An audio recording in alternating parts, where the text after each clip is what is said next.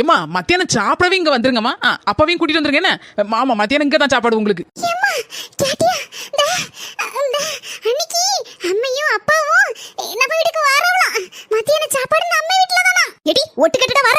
இல்லம்மா அப்படி வந்து நான் காத்து வாக்குல கேட்டேன். இந்த பாருமா அன்னைக்கு அம்மையும் அப்பாவும் வந்தாவனா சிக்கன் மட்டன் எடுக்க வேண்டியிருக்கும். நம்ம துட்டெல்லாம் இதுலயே கரஞ்சு போயிரும் பாத்துக்கோ. எடி அதுக்காண்டி வந்த ஆளுக்கு சாப்பாடு போடாம விட முடிய மாட்டி.